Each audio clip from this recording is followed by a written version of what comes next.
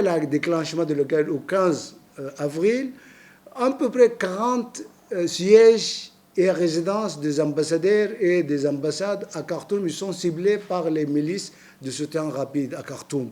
C'est pour cela que tous les diplomates, les ambassadeurs sont quittés et évacués pour cela, et d'autres ils sont partis chez eux.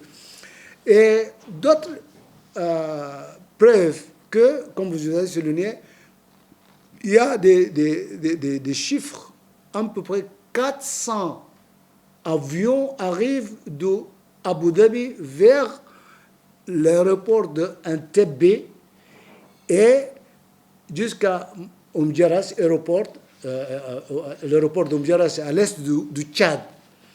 Et même, on a capturé des militaires et des éléments avec leurs passeports. Nous avons capturé à Khartoum et Al-Fashir. Même il y a des gens, il y a des éléments, ils ont tué dans quelques villes comme Niala. Ils ont évacué les autres, ils sont morts, les autres blessés, ils ont repatrié aux Émirats arabes unis sans dire où sont touchés ces victimes. Les Émirats arabes unis ne disent pas où ils ont tué, où ils ont touché les blessés là.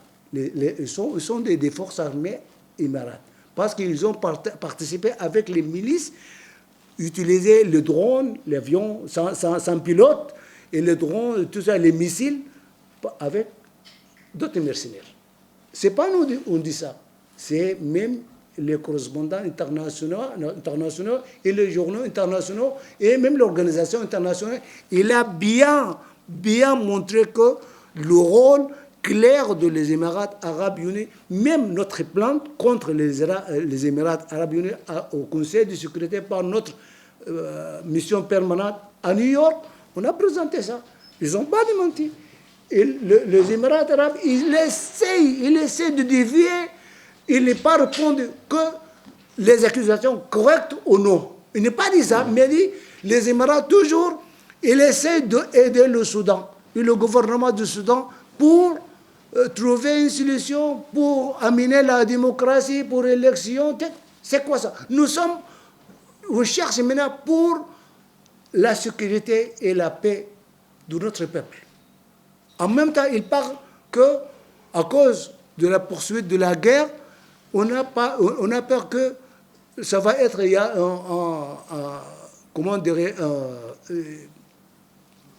une menace de faim au Soudan, quelque chose comme ça. Malgré, c'est les Émirats arabes unis qui pensent, qui amènent et qui acheminent les armes pour les milices, c'est la cause d'empêcher les agriculteurs de faire les activités agricoles dans plusieurs sites au Soudan, soit Al Jazeera, le plus grand projet agricole en Afrique tout entière. On a empêché les cultivateurs de cultiver leurs terres. On a empêché les cultivateurs de cultiver leurs terres dans la province de Sinar, dans la province de Kordofan, dans la province de Darfour. Nous ont empêché. C'est les Émirats arabes unis et les milices. C'est la cause. Si, par exemple, si malgré nous avons beaucoup quand même de nourriture pour notre peuple, mais si, par exemple, si Dieu ne veut pas, si il y a une gap ou bien comment dirais, il y a une fois quelque chose arrive, c'est à cause des Émirats arabes unis. C'est à cause d'eux. C'est clair. Si les Émirats arabes arrêtaient de fournir les armes pour les milices, la guerre s'est finie. Parce qu'il n'y a pas de ravitaillement pour les milices. Sauf, il n'y a pas d'État clairement aide les milices que sont les rebelles contre l'État, sauf les Émirats arabes unis. Et ce n'est pas seulement le Soudan. Qu'est-ce qu'a fait Royaman à Libye? Pourquoi? Parce qu'il aide. Vous avez souligné la Libye. La Libye, c'est un pays. Votre envoyé spécial de Nations Unies, l'ancien, M. Abdoulaye Bateli. Pourquoi il a quitté son poste? Parce qu'il craint, parce qu'il y a des problèmes. Il y a des gens qui sont en train de l'extérieur. Il y a des gens de l'extérieur. Ils n'ont pas laissé les Libyens de trouver une solution par les Libyens eux-mêmes. C'est à cause de leur rôle des Émirats arabes unis dans les affaires libyennes, dans les questions libyennes. C'est pour cela c'est une bonne question. Les intérêts des Arabes, d'où il a amené l'argent pour fournir les armes pour les milices? C'est de l'or du Soudan. Avant la guerre, le Soudan fait exporter l'or environ d'un somme de 3 milliards de dollars par an. 3 milliards de dollars par an. Et malheureusement, la plupart de cet or,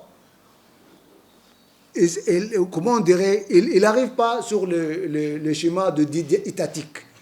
Toujours les Émirats arabes, auparavant, avec les milices Wagner, il arrive avec l'avion directement sur les champs de mines là, il prend l'or du Soudan vers Abu Dhabi et puis vers la Russie. C'est pour ça, parce que nous avons beaucoup de richesses. Ce n'est pas seulement la richesse de l'or, des minières, ce n'est pas seulement ça, mais nous avons des richesses et des sources naturelles comme la terre fertile au Soudan.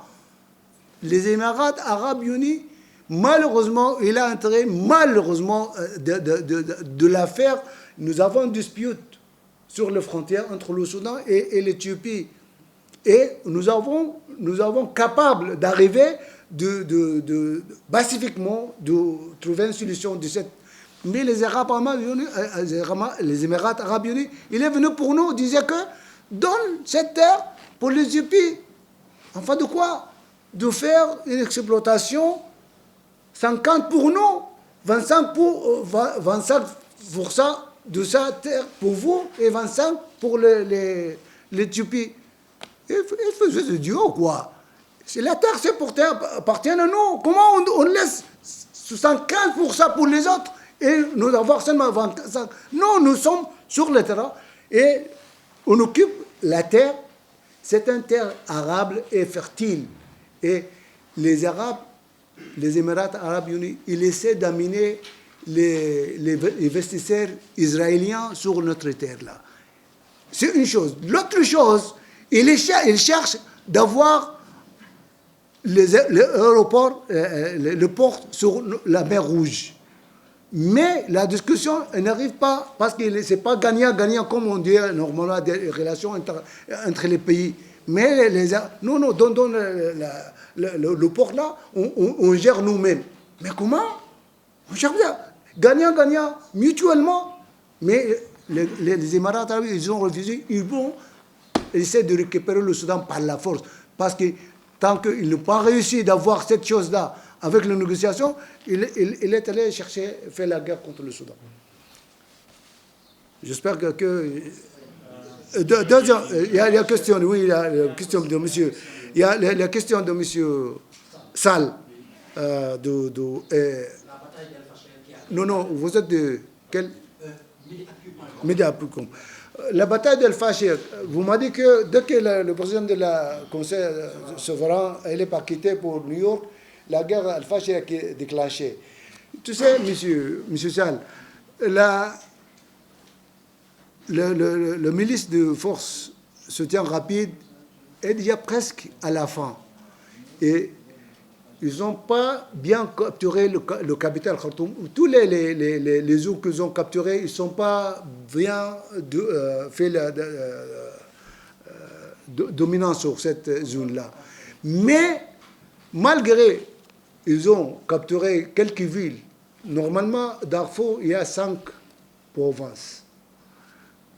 Le nord de Darfour, sud de Darfour, ouest de Darfour et l'est de Darfour. Et normalement, le nord de Darfour, c'est Al-Fashir comme le capital de toute la région. Le capital du capital. Et les milices pensent que s'ils ont réussi d'avoir Al-Fashir, ils peuvent déclarer un État comme c'est lui en Libye. Benghazi, il part, terrible en part. Ici, il peut essayer de quelque chose, d'avoir Al-Fashir pour déclarer qu'ils ont quelque chose. C'est pour cela qu'ils ont intensifié pour voir Al-Fashir. Mais malheureusement, avec l'aide de l'autre paramilitaire, avec l'armée soudanaise, ils ont échoué de prendre Al-Fashir. Et vous m'avez souligné que le rôle de monsieur, le grand marabout, Cheikh Mahi Niasse, bien sûr, malheureusement, avant le déclenchement de 6 mois, 8 mois, quelque chose comme ça, M. Mahi Niasse, Cheikh Mahi Niasse, Mohamed Mahi Niasse, il a visité le Soudan le mois de juin 2022, avant mon arrivée ici. Bien sûr, le Soudan, il y a le confrérie des gens, il y a beaucoup de supporters, il y a beaucoup de les gens qui même ils viennent normalement chaque année, annuellement, pour célébrer l'événement de Mouloud ici à Kaolack. Et le confrérie des gens de Kaolack là, il y a beaucoup de supporters, il y a beaucoup de gens qui aiment le Cheikh Niasse, le grand marabout Ibrahim Niasse de l'Faïda et d'autres. Et ce n'est pas seulement, et particulièrement au Darfour, il y a beaucoup de supporters. Il y a la plupart de Darfour sont des confréries tijanes. C'est pour cela qu'ils partent là-bas. Mais malheureusement, malgré les relations entre le marabout Niasse et Niassien là et le Soudanais, mais malheureusement, les mentalités des gens là, malheureusement, il y a des gens qui ont beau finir d'avoir le pouvoir par la force, quelque chose comme ça. Et là, les choses, elle est partie de notre humain, même les bons médiations, comme les médiateurs là, même il a essayé après cela, mais malheureusement, les choses, il est parti, quelque chose arrive à point, c'est difficile de rentrer. Mais on sait quand même avec l'avance de l'armée là-bas, si pour faire à la fin, si la guerre est finie, ça va, il y aura un rôle très primordial pour le marabout là, pour quand même faire le soulagement des gens qui sont touchés par cette guerre-là. Le bilan actuellement, c'est énorme, le bilan de cette guerre-là. Soit de l'être humain, il y a plus que des dizaines de morts, dizaines de milliers de morts. Il y a à peu près 12 millions de déplacés à l'interne du pays et à peu près entre 3 et 5 millions de réfugiés dans les pays frontaliers du Soudan, soit l'Égypte, l'Éthiopie, l'Ouganda, même malgré est devenu pas, vous voyez vos armes, mais au Tchad. Jusqu'à le Sénégal, il y a quelques familles qui sont arrivées au Sénégal ici. Et il y a beaucoup de dégâts de matériel, il y a beaucoup de pillages, les gens ils ont perdu leur maison, ils ont perdu leur voiture, comment dirais leur épargne, il y a beaucoup de gens qui sont arrivés, ils ont travaillé pour des années, dizaines d'années dans le pays du Golfe, ils sont perdus tout, malheureusement. Et avec la perte quand même des activités économiques de notre peuple soudanais, là, comme j'ai déjà souligné, concernant l'activité économique agricole ou bien l'élevage, quelque chose comme ça. C'est une grande perte avec le dégât matériel. Les dégâts matériaux au capital, dans d'autres villes de pays qui sont capturées par les milices. Là. Ah, pardon, concernant l'aide humanitaire. Oui, mais parce que les gens disent que, parce que y a, après la guerre, là, le déclenchement de la guerre, normalement, il y a beaucoup de déplacés à l'intérieur du Soudan. Et malheureusement, il y a beaucoup de déplacés qui sont dans les zones contrôlées par les milices. Mais malheureusement, malgré le gouvernement soudanais a donné l'accord pour l'acheminement de cette aide humanitaire et l'assistance, soit l'assistance médicale, tout ça, mais toujours cette aide-là est ciblée par les milices. Ils sont capturés par les milices et pour l'utiliser pour les intérêts. Même, il y a comment on dirait, le programme mondial alimentaire, là, comme on dirait, food programme, comment on dirait, le programme d'alimentaire. Alimentaire mondial, ils ont beaucoup de ravitaillements pour se déplacer, à peu près 1,5 million quelque chose comme ça, de nourriture, de céréales. Ils sont payés par les milices dans la province de Jazeera, dans le capital Ouad Madani. Ils sont payés par cette. Mais malgré ça, le gouvernement soudanais a accepté et donné l'accord pour l'acheminement de cette aide humanitaire de l'extérieur, de la part de Adré. Il a donné l'accord de frontière avec le Tchad, afin d'aider les sinistrés et les déplacés qui sont touchés par la guerre au Darfour. Et malgré, il y a des précautions que, en temps, cette preuve, cet argument d'aide humanitaire, il peut utiliser pour acheminer les armes, parce que ce n'est pas sous le contrôle du gouvernement et l'armée soudanaise.